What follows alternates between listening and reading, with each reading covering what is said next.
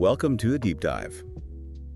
Okay, so today we're digging into something that lots of people find challenging, building confidence when you have to speak in public, especially in English, presentations, meetings, you name it. Absolutely. And it's so important to get this out right at the start. Feeling nervous, totally normal. It's not a sign you're failing. Even really experienced speakers, native English speakers too, they get those jitters. It's just, human. Exactly. So our mission here in this deep dive is to sift through all this great material we've got and pull out practical, usable strategies you can actually use right now to feel more confident, more comfortable speaking English out loud. And there's a lot here. Good stuff. Yeah, we've got a really good mix of tips and techniques. So honestly, wherever you are on that confidence scale right now, there's definitely something in here for you, something that'll click. Precisely. We're looking at the whole journey, really, from those first shaky moments to building habits that really stick.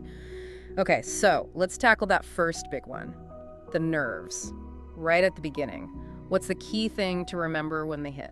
Well, a really strong point that comes up again and again is just acknowledging them. Like actually saying to yourself, okay, I feel nervous, instead of trying to pretend you don't or, wishing it away. That often just makes it worse, right? That's such a critical point. Fighting nerves, it's exhausting, like trying to hold a beach ball underwater, It just wants to pop back up. And the advice is surprisingly simple, almost deceptively so. Breathe deeply, and then just start speaking. Just start. Yeah, that deep breath, it does something physically, right? It tells your nervous system, okay, we're not actually in danger here. Helps calm things down. And just taking that first action, saying that first word, it kind of breaks the spell of just sitting there worrying. It's about shifting your focus, isn't it? Like moving your mental spotlight away from, oh no, what if I mess up? And pointing it toward your actual message, what you really want to say, your purpose. Exactly. When you're locked into why you're speaking, what you want to share, the fear of being judged tends to, it shrinks a bit. It takes a backseat. And there's a little trick tied to this too, which sounds small but can be pretty powerful.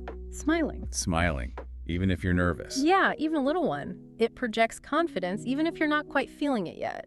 There's this thing, the facial feedback hypothesis. Basically, the idea is your facial expression can actually nudge your emotions. So smiling can genuinely make you feel a bit better, a bit more positive. Huh, that's fascinating. So it's not just for show, it actually loops back and affects how you feel. Okay, so that's managing the immediate nerves. But what about the longer game? Building real, lasting confidence. Practice comes up a lot. Oh, absolutely. Daily practice, out loud. That's like the cornerstone in so much of this material. And it's not just about knowing your topic, it's about training the actual act of speaking English. Your brain, your mouth, your breath, getting them all working together smoothly. Like learning an instrument, you said. Exactly like that. Repetition builds that fluency, that muscle memory. And one really practical tip is using a mirror or recording yourself, which I gotta say can feel a bit awkward at first. Oh, totally. It can be cringy. But the feedback is gold. The mirror shows you your expressions, your posture, the nonverbal stuff. And recording yourself, that lets you actually hear your voice in English, your pace, the rhythm, maybe the little habits you weren't aware of. Becoming familiar with your own voice speaking English. That makes sense. It makes it feel less foreign. Maybe. Precisely. You normalize it for yourself. It becomes your voice speaking English, not some strange other thing. Like hearing your voice on an answering machine for the first time. It's weird initially, but you get used to it. Yeah, exactly like that.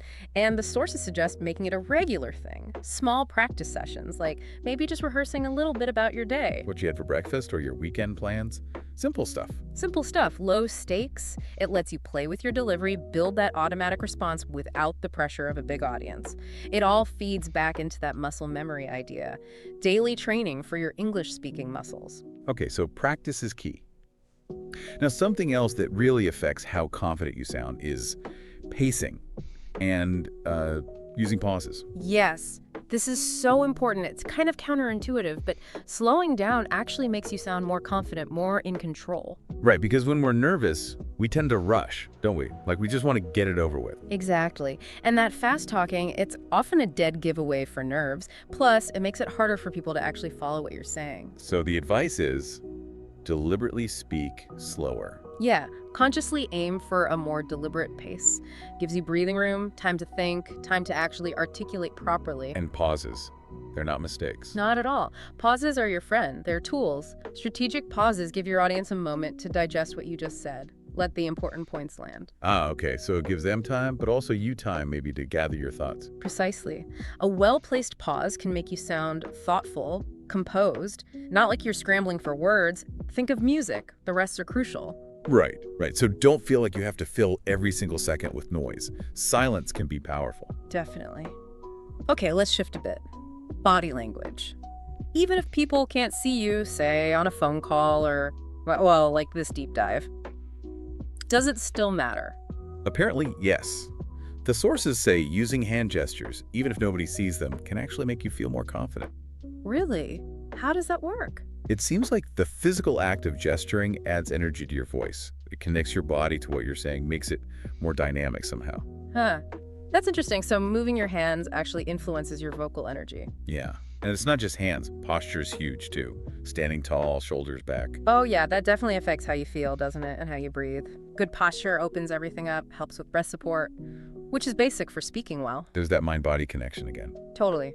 And also open body language, like not crossing your arms. Even if you're on a video call, it projects a different energy, more inviting, more present. So even listeners just doing online meetings, thinking about sitting up straight, keeping an open posture, that could actually help their delivery.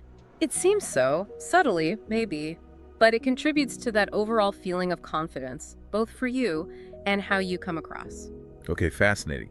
Now, what about what's going on inside your head? The internal monologue, positive self-talk. Ah, yes, the inner voice. This comes up a lot. Using positive affirmations, consciously telling yourself things like, I can do this, I know this stuff, my voice matters. Does that actually work? Just telling yourself positive things? Well, the idea is that over time, consistently doing that can actually start to sort of rewire your thinking, build genuine belief in yourself. It reinforces the idea that confidence isn't something you're just born with or without. It's something you can actively build. Like cultivating a skill. Exactly. And it's not just generic positivity. The advice is also to actively remember times you did communicate well in English, even small wins. Ah, like recalling specific successful conversations. Yeah, those memories act like proof to your brain. See? You've done this before. You can do it again. And using little phrases in the moment, like, okay, I've got this. That kind of supportive self-talk can help shift your energy right when you need it. From feeling fear to feeling more empowered, like being your own coach. Your own internal cheerleader. I like that. Okay, so we've talked about managing yourself internally. What about connecting with the people you're actually speaking to? The audience. This is huge for calming nerves, especially with bigger groups. One really interesting strategy is to focus on speaking to just one person at a time. Even in a crowd, how does that work? You make eye contact with one person, talk to them for a sentence or two, then shift your focus to someone else. It breaks down that big, scary audience into a series of like mini one-on-one conversations. Oh, okay. Makes it feel less like performing to a faceless mob, more like connecting with individuals. Exactly. It grounds you. And the emphasis is really on that genuine connection, not on delivering some kind of perfect, flawless speech. People respond to authenticity. That human touch. And using names comes up too, right? If it's appropriate for the setting. Yes. Saying someone's name is a simple way to make things feel more personal, build rapport, puts people at ease, including you. And eye contact is obviously key here. But how much? It's about looking, not staring, making natural connections around the room. It shows you're engaged, and it keeps them engaged with you. It builds trust. So, not just staring at your notes or the back wall. Right. Or fixing on one poor person for the whole time. Keep it moving naturally. Connect with different sections of the room. And there's another interesting tip about starting off. Something about asking a question. Yes. Starting with a question can be a really powerful way to grab attention right away. Gets people thinking, makes them part of the conversation from the very beginning. Shifts them from passive listeners to active thinkers, even if they're just thinking the answer internally. Exactly. Sets a more interactive, engaging tone. Okay, let's rewind a bit to preparation. What strategic things can you do before you even open your mouth? Knowing your opening lines. Inside and out. That's a big one. Why the opening specifically? Because starting strong sets the tone. If you feel confident about those first few sentences, it gives you momentum. The anxiety about just starting can be huge, so nailing the beginning helps overcome that hurdle. There was an analogy like jumping off a familiar diving board. Yeah, exactly. You know, that first move, it feels secure, less scary, it launches you into the rest of it. So knowing that first line or two by heart is like your launch pad. Precisely. Gives you a smooth takeoff. Okay, so you've got handling nerves, practice delivery, connecting. How do we weave this into everyday life? Make it stick. Right, moving from theory to action. The sources really push for just starting conversations in English every day. Even tiny ones, saying hello, asking for something in a shop, simple greetings. That regular exposure and lots of different normal situations, it just chips away at the scariness, doesn't it? Makes it feel more normal. Yeah, and practicing dialogues out loud, even by yourself. Like role-playing common interactions, ordering coffee, asking for directions. It helps make the words feel more natural on your tongue, reduces that freezing up feeling when you need them for real. It's like rehearsing lines for a play, but the play is just everyday life. Kinda, yeah. And there's that reframing idea again. Thinking of English not as this scary foreign thing, but just another voice you have, a voice you can make stronger with practice. That's a much more empowering way to look at it. And setting little challenges, like explain your commute in English today. Exactly. Mini challenges. Small wins. Describing your routine, talking about a hobby. Each time you do it successfully, it builds a little bit more of that confidence foundation. Accumulating positive experiences. Yeah. Okay, what about learning from other people? Oh, huge potential there. Actively watching and listening to English speakers. Interviews are great for this, talk shows, podcasts. Why interviews specifically? Because you see how people respond naturally, how conversations flow, different ways of expressing things. It's real world in action, not textbook stuff. And it's not just passive watching, is it? The idea is to actually try and copy them. Yeah, to some extent. Pay attention to their tone, their rhythm, how they sound relaxed and confident. There's this technique called shadowing. Shadowing. Where you listen to a sentence, then immediately try to repeat it, mimicking the sound, the intonation, the pauses. It helps you internalize those natural speaking patterns. Learning by imitation. Pretty much. And watching presentations too, like TED Talks. See what styles you like, what resonates. You don't want to become a clone, but you can definitely pick up useful techniques. Adapt things that fit your own personality. Okay, now, a big one for many learners. Perfectionism. The fear of making mistakes. Right. And the advice here is strong. Try not to stop and correct yourself mid-sentence. Really? Even if you know you made a mistake? Yeah. It breaks your flow, messes up your train of thought, and honestly, it often just highlights an error the listener might not have even noticed. Keep the momentum going. So make a mental note, maybe work on it later, but in the moment, just keep talking. That's the idea. Focus on getting your message across. Fluency over constant correction. And related to that, avoiding over-explaining. Yes. Confident speakers tend to state their point clearly, then stop. They trust they've been understood. No need to repeat it 5 different ways or fill silence nervously. That takes confidence, though, doesn't it? To just stop talking. It does. It's a habit to cultivate. Brevity projects clarity. And if you do slip up, because everyone does just recover gracefully, don't apologize profusely. A quick correction if needed, then move on. Makes sense. Don't draw massive attention to it. Okay, let's talk about the power of imagination. Visualization. This is about mentally picturing yourself speaking confidently and successfully. Really vividly imagining it, giving that presentation smoothly, handling questions well, having a relaxed conversation. Focus on the positive feelings, the clear voice, the engaged audience. And the brain kind of believes it. That's the theory. The brain responds strongly to vivid mental imagery. So rehearsing success in your mind primes you to actually achieve it. It makes the real thing feel less daunting, more familiar. Mental practice. Yeah. Okay. But how do you know if any of this is actually working? How do you track progress? That's where recording yourself comes back in, but this time for review. Record yourself regularly, audio, maybe video if you're up for it. Then listen back or watch back after some time has passed. And look for improvements. Exactly. You'll start noticing things. Maybe fewer ums and ahs, a more even pace. Maybe your tone sounds more certain. Seeing that tangible progress is incredibly motivating. Right. It's not just a vague feeling of getting better. It's actual evidence. Yeah. That must really boost confidence. It really does. It proves your hard work is paying off. Okay, let's get into some more specific language tactics. Filler words. The dreaded ums and ahs. But sometimes you need a second to think, right? You do. So the idea isn't necessarily zero fillers, but maybe using more strategic, natural-sounding ones. Phrases like, well, let me think about that, or it's a good question. Used sparingly, they sound fine. Better than just Generally, yes. And another interesting language tip was talking in threes. threes, like listing 3 points. Yeah, structuring things in threes often sounds more complete, more rhythmic, more memorable. It was fast, efficient, and effective. It just has a nice ring to it. Huh. Let's listen out for that. And starting strong using power openers. Right. Being direct. Let's dive into, or the main point I want to make is, it signals you're in control, you know where you're going. Sets a confident tone from the outset. And speaking slower, not louder. Crucial distinction. Shouting doesn't equal confidence. Often it signals nervousness. Speaking clearly, deliberately, at a moderate volume projects calm control. Okay, and if people ask questions, repeating the question. Such a useful technique. First, it confirms you heard it right. Second, it ensures everyone else heard it.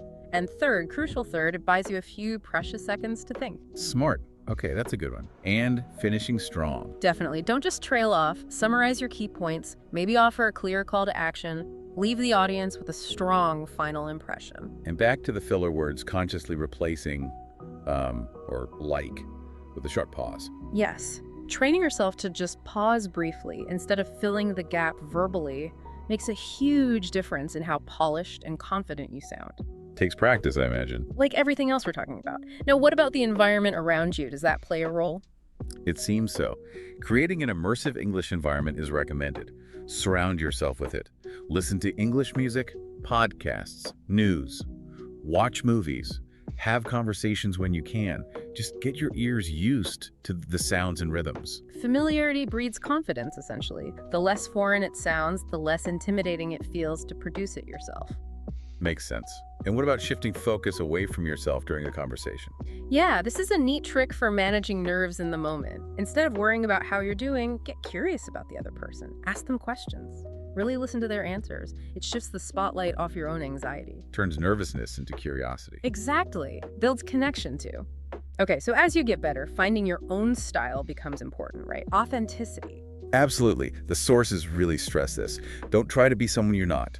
Speak like you. Use your own tone, your own way of expressing things, your passion. Because trying to put on a persona is exhausting. And probably sounds fake. Probably.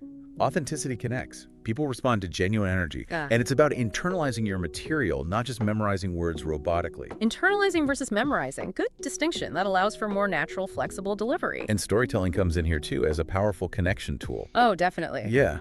Weaving in short stories, personal anecdotes, examples, even simple hypothetical ones makes your message stick. Humans are wired for stories.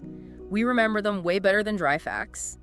A quick story can build rapport and make a point really powerfully. Connects on an emotional level. Okay, what about some really practical, maybe overlooked things, like what you wear? Believe it or not, yeah, dressing in a way that makes you feel good, feel capable, feel powerful can actually boost your mindset. Look good, feel good, speak good. Something like that. It's part of feeling prepared, put together. That inner feeling can translate outward. And the physical environment where you're speaking. Getting there early helps. Familiarize yourself with the room, the tech setup.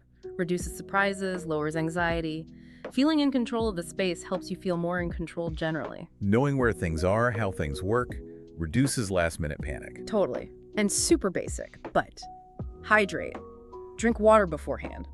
Dry throat, scratchy voice, it's not going to help your confidence or your delivery. Simple, but essential. Okay, as we start to pull all this together, what's the fundamental path forward? It really comes back to practice, doesn't it? But specifically, practicing with actual people. Maybe start small, supportive friends, a trusted colleague group. Gradually work up to bigger or less familiar audiences. Rose takes practice first. Yeah, and getting feedback. Asking people you trust for constructive comments, and then actually using that feedback to improve. It's a cycle. Practice, feedback, adjust, practice again. Exactly, and remembering it is a journey. It's not like you reach peak confidence and stay there. It takes ongoing effort, showing up, being willing to be a little uncomfortable sometimes. That continuous effort seems key. Absolutely. Every time you speak, it's another rep, another chance to learn and grow that confidence muscle. So wrapping up this deep dive then, we've covered a whole lot of ground.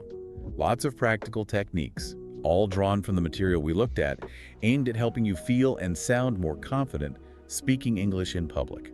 And I think the main takeaway really is that small steps, done consistently, add up to big changes over time. You can improve this. Yeah, definitely. We really hope this discussion has given you, at least one or two concrete things you feel you can try out.